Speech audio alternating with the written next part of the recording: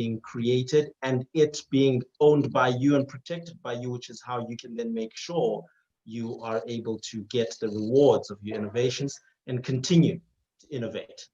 And without further ado, I do want to bring up on stage or on air our masterclass TechSpert for today, Christine Strutt. She is a trademark and copyright attorney at Untitled, and they are specializing in IP work, protecting it for businesses and organizations across Africa. Here to give us the foundations and key things you need to know and think about as you are innovating. We do want to also invite you to bring in your questions in the Q&A. Very important, because this is a masterclass and a workshop where we are able to interact and engage in the Q&A section at the end of the session. So without further ado, thank you so much, Christine, for today. Looking forward to it, as I know they can also reach out in the booth that Untitled has. So over to you. Thank you, Buntu, and thank you all for joining this live session. Now, I considered this topic of the masterclass, the IP primer, and I discovered that the word primer has a couple of meanings. One is, of course, to apply an undercoat or foundation of some sort for further layers. But a patent attorney will tell you that can also describe a compound that can ignite a charge or explosive, or a small pump of fuel that starts a combustion engine. Now, my aim with this IP primer is to give you both that undercoat on which you can build further layers of understanding, but hopefully it will also ignite something and get your IP engines going, so to speak. I have prepared slides that you can refer to afterwards, and just in case we run out of time, we've organized a hangout at 4 o'clock this afternoon where you can meet some of my colleagues and ask us anything intellectual property related. Please also remember to post questions. I think there's a sidebar, and to go and visit the community chat called IP Primer Q&A. So to get us started, what is intellectual property? At its core, it's simply a collective name for different legal rights pertaining to creations of the mind. Now, that phrase could possibly become outdated the more we rely on algorithms to think for us. But be it as it may, these creations come in different forms, and each form has a different bundle of these rights. Unsurprisingly, IP has become one of the most valuable business assets of the information age, and some of the most valuable companies in the world are IP-focused businesses. But it is a misconception that only large corporations need to manage intellectual property.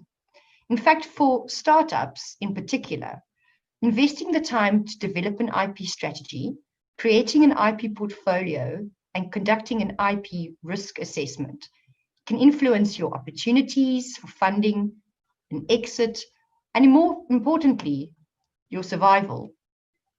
So let's start with patents, which is often perceived as the most commanding form of IP. Now, a patent is essentially an incentive or a reward by which the state grants the inventor a 20-year monopoly to exclusively profit or exploit their idea in exchange for putting it on a public record, which is the patent register. In doing so, they ultimately improve society by having the invention become part of the public domain.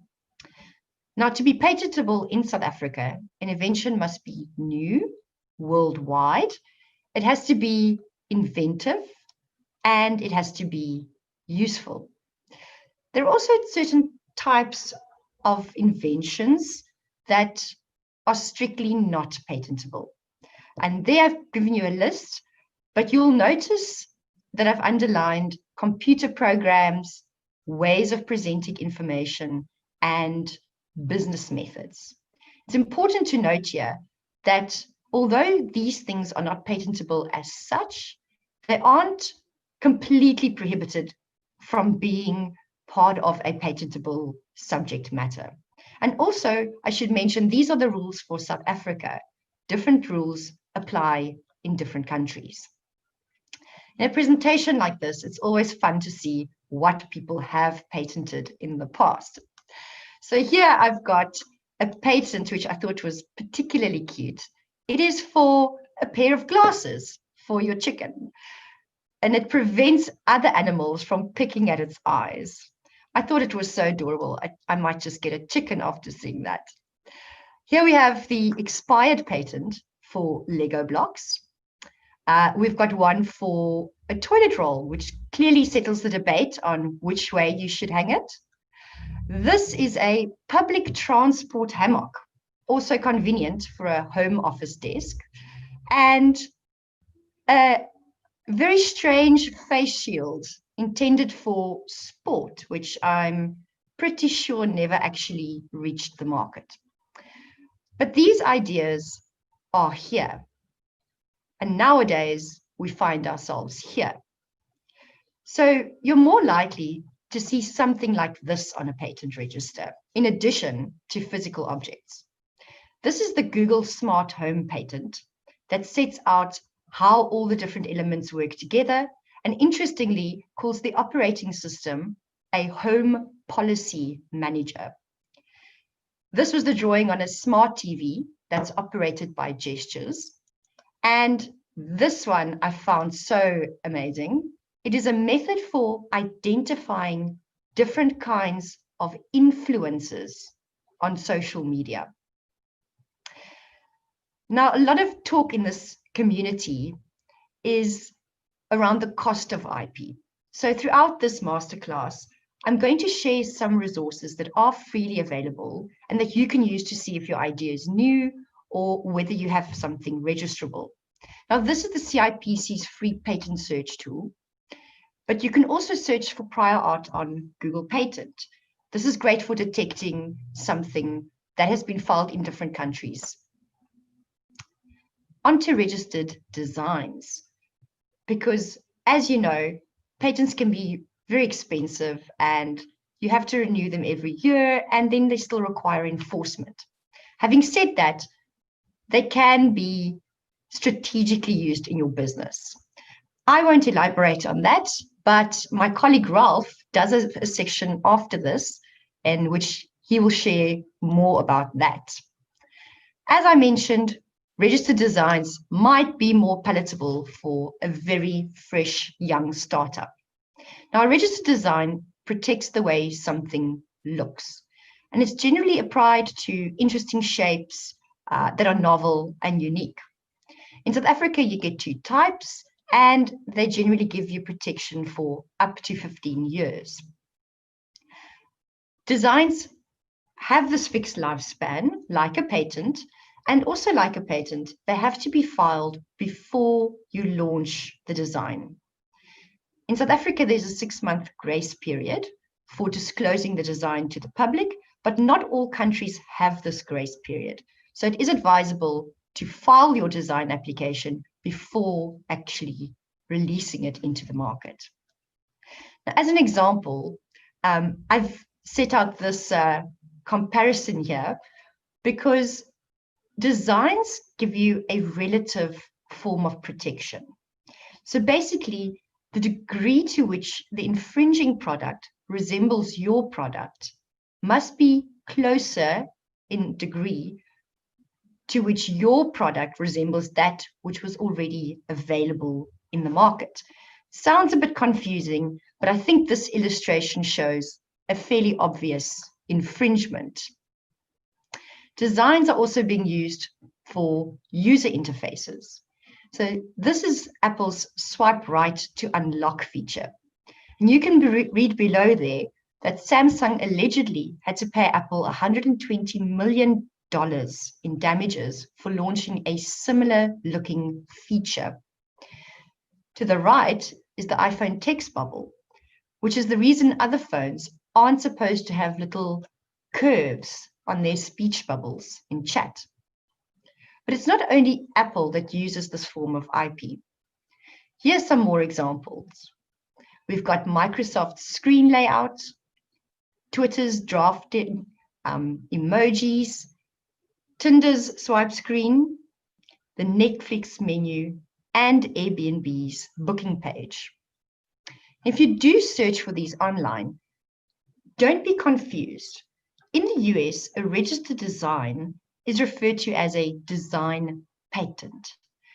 So all these do protect the way these features look, not the underlying technology, which would be the subject of a patent. Designs are registered in classes, so you can search for the appropriate class on this page for free. And like patents, you can also do a free search on the Trademark View database. I find it particularly useful. I appreciate, however, that not all businesses need patents or designs, but all businesses have a brand or a trademark. Now, that's any symbol which serves to distinguish your products and services from those of others. So essentially, it is a source identifier. And for a trademark to be recognized, it must be non-descriptive and distinctive so that it cannot be confused with a competitor. In most countries, a trademark registration lasts for 10 years, and then it can be renewed indefinitely for further periods of 10 years at a time. As a general rule, the value of your trademark increases over time the more you use and promote it. Because other forms of IP have a fixed lifespan and generally depreciate over time, this can make a trademark your most valuable business and IP asset. You do receive some protection by simply using and promoting your trademark, but you can also register it, which gives you far more stronger claim to the mark.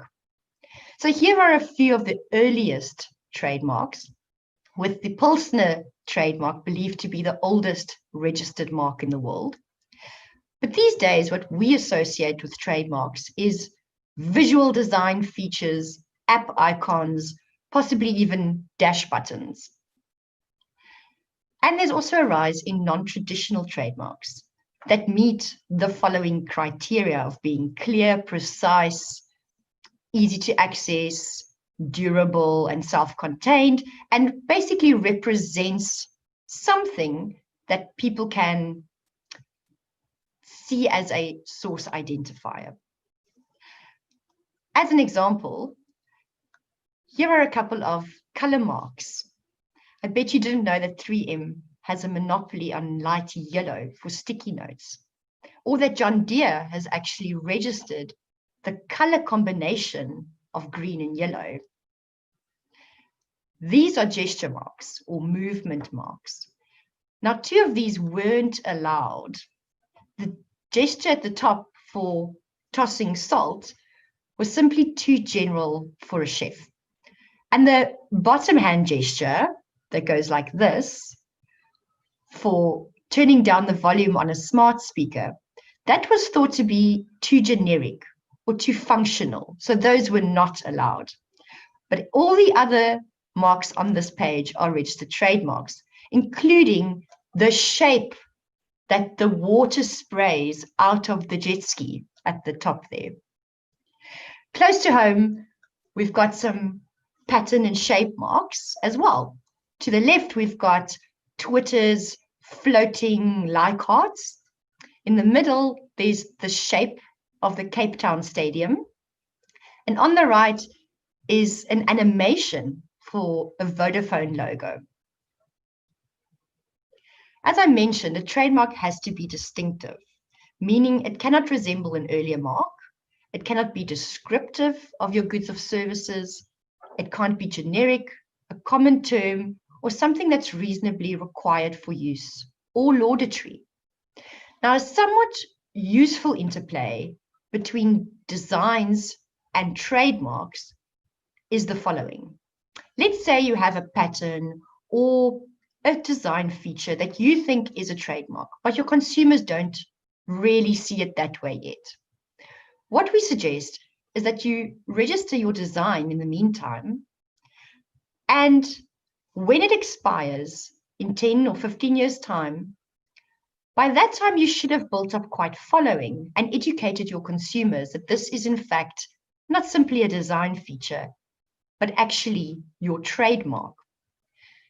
When the trademark then gets registered and the design falls away, you're left with an IP right that you can renew indefinitely. Here's a great example of a design that has become a trademark. But since trademarks can't be purely functional things, just make sure that you register an aesthetic design, because a functional design might just delete your possibility of claiming that it is a fanciful trademark later on down the line. Another good example is this recognizable layout of an iPhone store. But again, it does have some functional features, and you don't want to go too far in that direction, because you can also lose some of your distinctiveness if your trademark is seen to be functional, useful, or becomes generic over time. Nowadays, with digital media, trademarks are not only your shop front, they also become an important messaging tool. But still, registration matters, as Netflix and the US government will tell you. If you want to go and search whether your trademark is available or whether it's too close to an existing mark, you can look for South African marks on this free tool on the CIPC website. You can also consider foreign databases at TMView. Trademarks are filed in classes, just like designs. So again, TMView gives you a good tool to search for the appropriate class in which you need to register your trademark. Copyright is the next form of IP I'm going to discuss. And it's great because you don't have to register it. It exists the moment that you create something tangible or digital. It is registrable in some countries, and often that's a good idea, especially if you want to do some online takedowns. It's important to know that your copyright only protects the expression, not the underlying idea of the concept. So that would be more in the realm of a patent, of course. But as you can see, copyright does have a bit of an overlap with trademarks and registered designs. The one obvious overlap is that copyright doesn't protect you against reverse engineering. So unfortunately, if something is made available legally and someone else takes apart that three-dimensional object that is manufactured through an industrial process and rebuilds it, copyright doesn't really address that problem for the originator. And in those cases, it is necessary to file a registered design. But in other cases, copyright can be a good backup if you haven't registered your logo or perhaps a jingle for your business. It can protect your patent drawings or software code. It can also even protect the fanciful parts on a design registration that you can consider to be more artistic and not manufactured by an industrial process. So copyright really does bind together a lot of forms of IP, but protects the expression of some material work. Now, the most important thing about copyright to consider is ownership.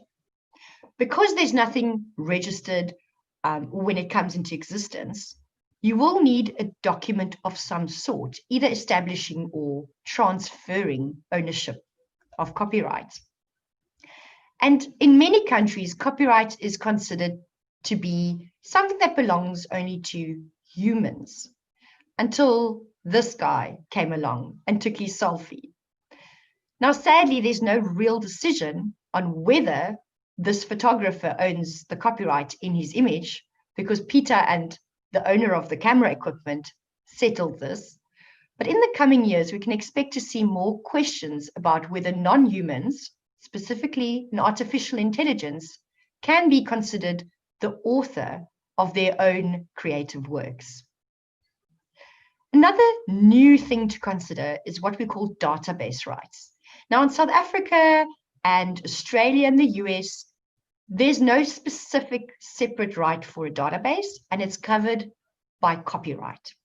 But in the EU and the UK, you do get special rights for compiling a database. Locally, the information in that database might be subject to the rules of the new POPI Act that recently has come into force and by which you'll need to comply by July 2021. In business, you'll also have many trade secrets and confidential information. Now, these can be recipes, manufacturing processes, sales method, or any of the items that I've listed below. These are typically protected through agreements and contracts, and they will relate to both your employees and independent contractors. Confidential information does have its limits, and it does not include something that either was or became public in some other way without being disclosed by one of the parties. An interesting form of IP is know-how. Each entrepreneur will appreciate that there are things in your business that you simply know how to do. And know-how protects that component in your technology or your business that is basically the how to accomplish something. Again, this is often dealt with contractually, but it can be a very valuable part of your business assets. Back to free or almost free resources. WIPO-Proof is a new digital business service that provides a date and time-stamped digital fingerprint of any file, proving its existence at a specific point in time. Now, the wonderful thing here is that you're able to purchase a token for roughly 20 Swiss francs or 350 Rand, and you submit your document or idea to a secure storage facility at WIPO, which then serves as proof that you already had this idea or document or secret at a particular point in time, and you can claim that you were the earliest person to have that idea. Now, this file is only available to you because you hold the key to access it, should you ever need to show it to anyone else. This is a screenshot of your dashboard on WIPO-Proof, and there's also an image of the premium certificate that they can issue you to confirm that you have these rights. I've also loaded some benefits of using this tool, and I really like this concept and its accessibility to everyone. Lastly, we need to touch on your online presence. Now, you need to be mindful of all the IP contained in your web presence. Choosing your domain name, your social media handles, and achieving visibility is one aspect, but also consider the limiting of your liability by either hosting or curating content on your website. There's also the liability of influencers for posting certain advertisements, and you could be dealing with other people's images, their image rights even, or shared content. These might have copyright consequences. If you're outsourcing any of the development or design of your website, or even instructing a social media manager, be careful to put down the terms of those agreements in a contract. Even if it's something that you've just written up yourself, that's better than having nothing. And consider your terms of use. This is often overlooked, but having a privacy policy is now something that is obligatory in South Africa. And having good terms to your website is the only way that you can have community rules or an agreement with the users of your site that is actually contractually binding. So that is my masterclass for this morning. I hope that I've touched on some relevant topics and kind of sparked something, even if it's just a few more questions. But please feel free to send us any questions you have and to join the meetup later. Fantastic. Thank you so much, Christine. I think very insightful, very thought-provoking. Um, for the entrepreneurs and attendees, I do want to invite you guys to put in your Q&A, and I see that there are some questions coming in. So we'll start with the first one from the attendee here, which is, how can I register my product and logo in order to prevent others from infringing it? And so what's that process, for their product or a logo, and maybe even others that you think are common, important ones to? I just want to stop sharing the screen quickly. Maybe you can help me with that. Well, yeah.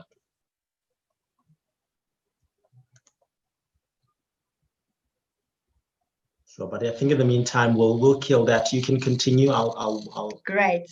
Yay, let's have a chat. So the question is, how can I register my IP, specifically the branding or the logo? Is that correct? Product and then also the logo.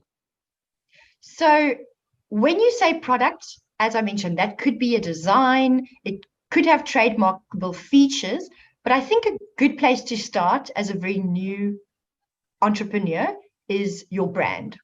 Like I said, consider the name of your business.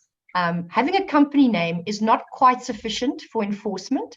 If you want to take down an abusive or an offensive domain name, or you want to act against a counterfeit product or object to a company name, really what you need is a registered trademark. So that's the most powerful tool in terms of your branding.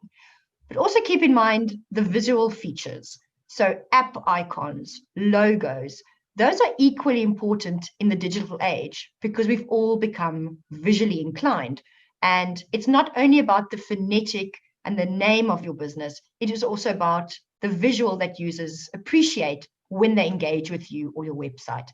Now, trademarks are territorial, so look at your market and decide which countries you need to register in. It can be quite expensive to do foreign registrations, but at least start where your main market is. A trademark doesn't have to be registered right off the bat.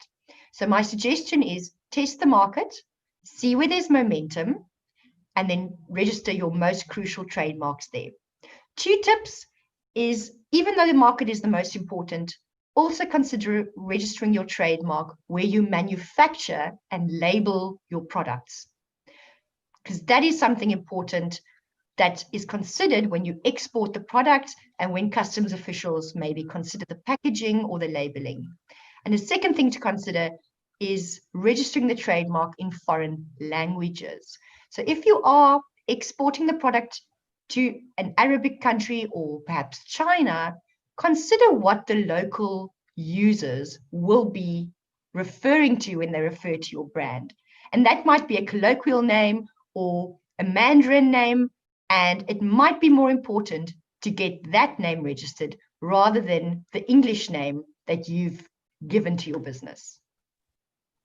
Very, very interesting points that I think, even looking at the African continent and and how markets are so spread over the place, and entrepreneurs are always looking at SADC region or East African region, and so they need to prioritize, like you're saying, and sometimes it could be a budget issue.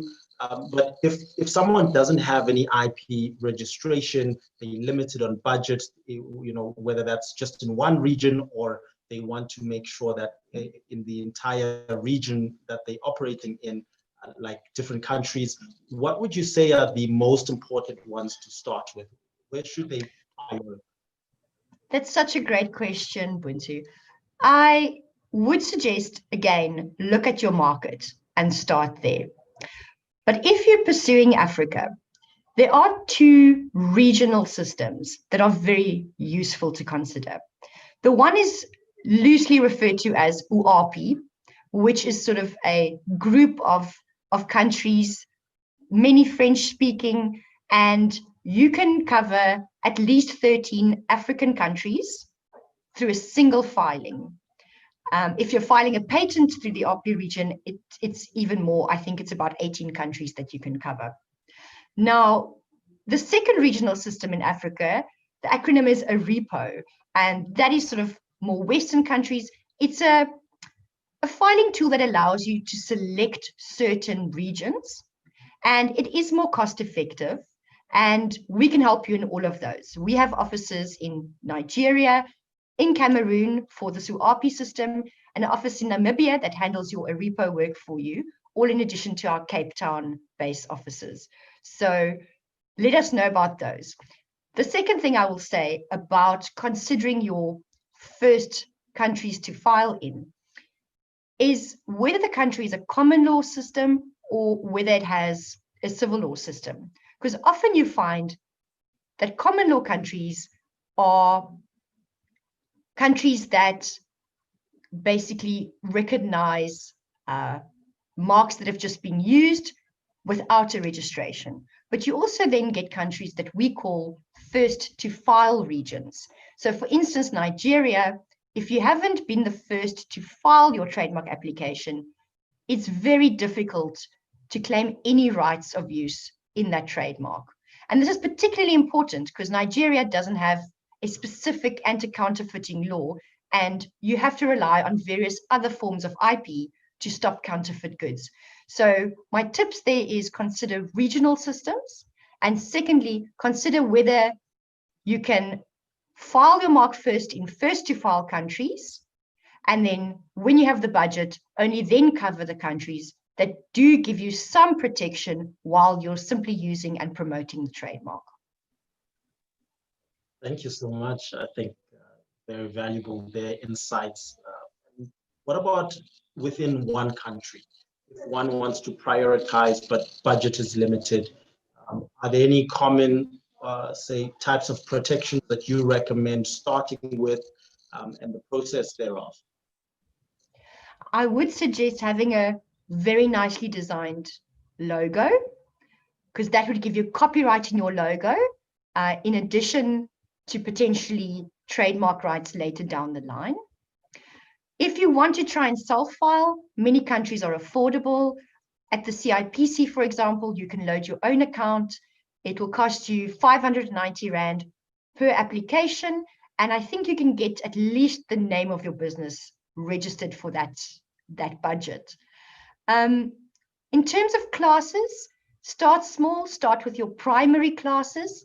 A lot of people go in and try and cover all the goods and services that the business might potentially do at some point in the future. Rather limit these costs and focus on what you do now and what you know is your core competency and your core business. Fantastic. So related to what you want to focus on now, you then compare the different protections, probably with some advice as well. And any tips or advice, say, when a business is starting another business, or the entrepreneur is starting a new business, and they want to choose about their company name, or they're launching a product and they want to choose the name. There's a whole process, and sometimes it might be inspirational, but there's some IP related aspects of that. What are your tips in choosing, designing, and creating names for products and businesses? Well, in addition to the slide that deals with what constitutes a trademark and what does not, I would say the best brands are brands that allude to what the business does without being completely descriptive. So for instance, if, disclaimer, I am just using these as examples. We are not involved of any of this branding. But if you took Vodacom and MTN, I think if these were new startups today, Vodacom or Vodafone would tell your new consumers a little bit about what the business does, because there is that inclination towards voice and connection and and internet and connectivity.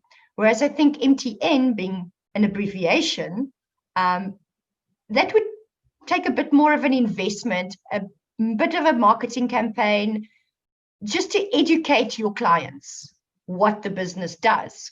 So in a vacuum, if you considered the mark, would it tell the consumer enough to engage with the business and come and find what they're looking for, whilst not being completely descriptive and basically putting yourself in a position where you cannot obtain any trademark rights at any point? Fantastic. So very much connected to what you're doing. Another thought here, another question is related to, NDAs. I think especially in tech space and digital technology, investors say they don't have time for NDAs. Some entrepreneurs say it's a waste of time. Some of them, can't go to bed at night if they don't put out an NDA. And also technology is moving so fast that they feel that they can't really protect what they're doing. From a TechSpert perspective, and some of the common faults and insights you've seen, what is your suggestion around techpreneurs when they're in this conversation, and your reflection on that topic of NDAs and them being expensive and useless? Buntu, this is a toughie. Firstly, an NDA doesn't have to be expensive. It can be a one-pager. Unfortunately, if you're seeking funding or doing a pitch and you've got that meeting with a very large corporation or an important funder, they might not be inclined to sign the NDA, and you'll still want to take the meeting. And that's unfortunately the reality of an NDA. But in more precise circumstances, that would be advisable, just to have an NDA and agree on it. I think the thing people often miss about NDAs is that some things are simply not confidential, so they wouldn't be covered by the NDA. And I touched on this in my talk, things that are already public, that you find out from a different place, not from the person disclosing it in that meeting. Things that are already in the pipeline, those are not actually covered. So just bear that in mind. And then also when you are pitching and there is a part of your business that is absolutely crucial and that you fear could be appropriated by the other party, perhaps don't share that specific detail. Give them a taster, let them know what your competitive advantage is or what your play is, but don't necessarily disclose the how you're going to do it and where you're going to do it, or precisely the what you'll be doing. Thank you so much. I hope that clarifies some air and eases some nerves for some innovators. We do have time for just one more question that just came in, and then we can have our closing words. And the attendee says, I'm in the food business. Is it good to register my food branding to my two main products? And what would be the process there and implications, maybe for reflection? Absolutely. Recipes actually are not typically patentable. So your recipes you'll keep secret, and you'll have to bind relative stakeholders, employees, to not disclose your recipes. That makes the branding even more important. So for food, there are various classes. You'll be looking at the classes that relate to your specific food product. As I said, you're looking at about 590 Rand official fees. It can be more expensive if you get an attorney to assist you. But for food products, it's essential, because either I'm ordering them online or I'm viewing them in a store on a shelf alongside other branded products. So in this particular business, I would spend a lot on my packaging. I would really prioritize protecting my brand, and even appointing someone to make sure I've got the right labeling specifics on my packaging that complies with the Consumer Protection Act's requirements. That would be my advice for someone in the food business. Thank you so much, Christine. I think powerful thoughts and great value for the innovators out there. Do want to invite them to continue asking Q&A. It will be, this talk was visible on demand.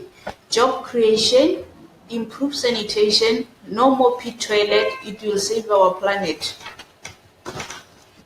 You can find our links here. Thank you. The next finalist is Slide Louvre, a vertical louvre solar shading system with a unique slat design that exposes larger PV surface area at a more optimal angle with a solar yield of up to 75% of roof-mounted PV. The cost of thermal control in office buildings is a big problem. Electricity cost has skyrocketed by 446% in 12 years, and direct radios through windows further adds to the energy bill. In my own experience as a landlord and a tenant, and by interacting with other industry role players, I found a general lack of ownership for this issue, as